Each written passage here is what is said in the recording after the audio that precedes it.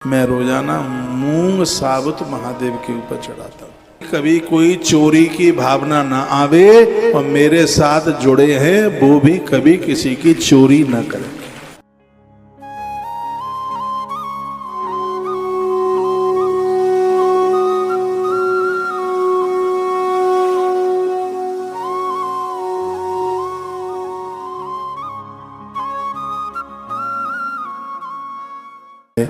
मैं निवेदन कर रहा था कि गेहूं के दाने भगवान पर चढ़ाए जाए, इससे संतति का विस्तार होता है। हाँ, ये बहुत आनंद होता है। घर में लड़ाई झगड़ा, कोई किसी की चोरी ना करे। देखो, घर में चोर, बाहर के चोरों को आप जीत सकते हैं, लेकिन घर में ही चोर हो जाए तो, बेटा चोर हो जाए, घर की स्त्री चोर हो जाए, घर में काम करने वाले नौकर चाकर चोर हो जाए।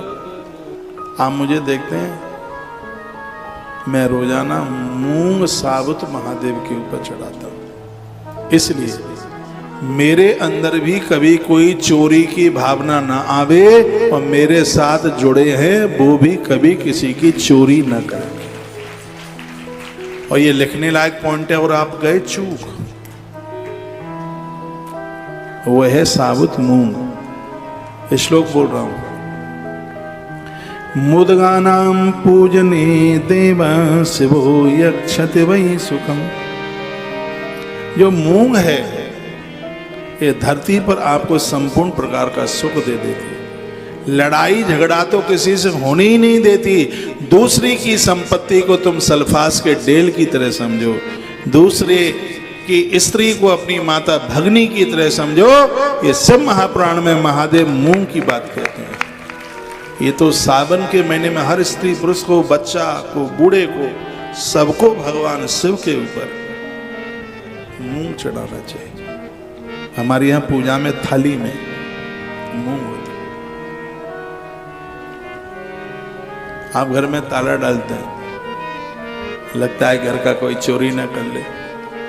इस शिव जी की कृपा से ऐसा अद्भुत हो जाएगा, चोर आसपास रहेंगे ही नहीं।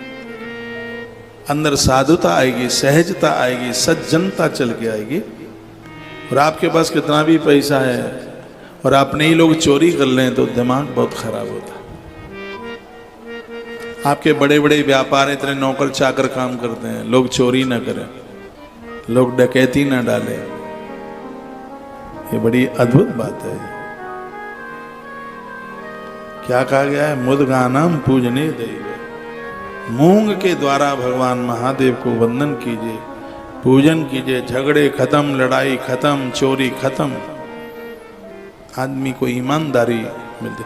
इसलिए मैं कहता हूं कि शिव क्या नहीं दे सकते। दुनिया की ऐसी कौन सी चीज है जिसको भगवान न दे।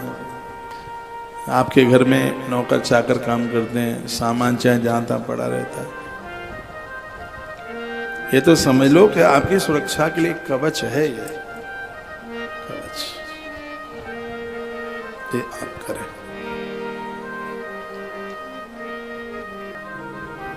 आनंद हो रहा है?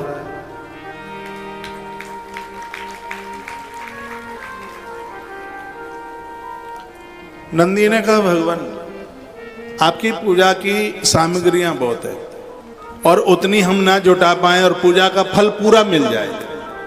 कितना, ये मेरे मन की बात कह दी है नंदी ने। इतना पूजा का विधान है, इतनी चीजें कहां से इकट्ठी होंगी। अब सफेद कमल चाहिए आज के लिए। आज की रात्रि में महादेव के ऊपर श्वेत फूल चढ़ाने का भारी मातम है।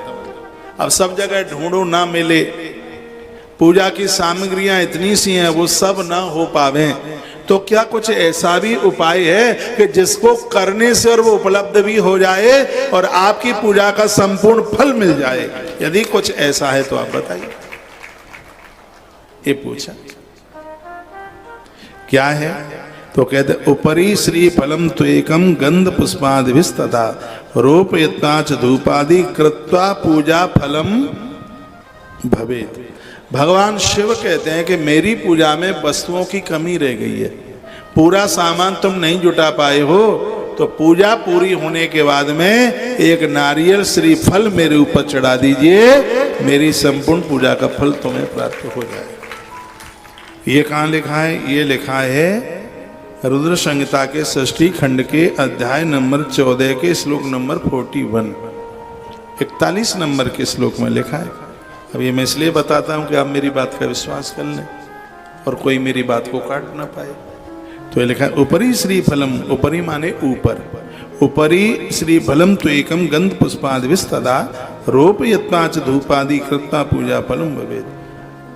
कहते हैं मेरे ऊपर गंध फूल और श्रीफल। लोग कहते हैं कि शंकर जी पर रोली नहीं चढ़ती, देख लो भाई। और शंकर जी खुद कहते हैं ऊपर श्रीफलम तो एकम गंध पुष्पादि विस्तदा, 3 चीजें ऐसी हैं मेरे ऊपर, उनको चढ़ाने से पूजा का पूरा फल मिल जाता है। शंकर जी कहते हैं जिसमें गंध, रोली और फूल और का श्रीफल, ये चढ़ा दो और व्यवस्था हो जाए। तो धूप, जितना प्रभाव दिया का है पूजा में जलाने का, उतना ही धूप का है। धूप ऋण से मुक्त कर देती है, बीमारियों से मुक्त कर देती है, दुश्मन को दूर कर देती है। धूप के बड़े प्रभाव, स्कंद पुराण में धूप 8 प्रकार की चीजों से धूप बनती है, 8 चीजों के द्वारा वो धूप बनती है, बड़ा उसका प्रभाव है। ये सब चीजों के साथ में फिर श्रीफल नारियल जोड़ दिया है। और बहुत जगह इस श्रीफल का अर्थ ये, इसमें नारियल भी है और एक बात और सुन लें, इसमें बेल फल भी है। दोनों बातें मैं आपको कहूँगा, नारियल भी है, बेल पत्ता अलग है, बेल अलग है। उस बेल का नाम भी, वो कौन सा पुराण है, 1 मिनट में, सर्वधर्म पुराण, बृहद धर्म पुराण, बृहद धर्म पुराण में मैंने 21 नाम आपको कभी बेलपत्र के बताए। पूरे पुराण की मैंने कथा वृंदावन से कही, एक दिन की कथा मैंने जयपुर से कही, बृहद धर्म पुराण। उसमें बेल फल का नाम श्रीफल बताया गया। तो इसका मतलब दोनों हैं। यदि बेल फल आपको उपलब्ध हो जाए तो पूजा के बाद महादेव के ऊपर बेल फल चढ़ा दो। यदि वो उपलब्ध नहीं हो पा रहा है तो भगवान शिव के ऊपर बिना फोड़े हुए श्रीफल यानी नारियल चढ़ा दीजिए, आपको पूजा का पूरा फल प्राप्त हो जाएगा। शंकर बहुत अद्भुत हैं।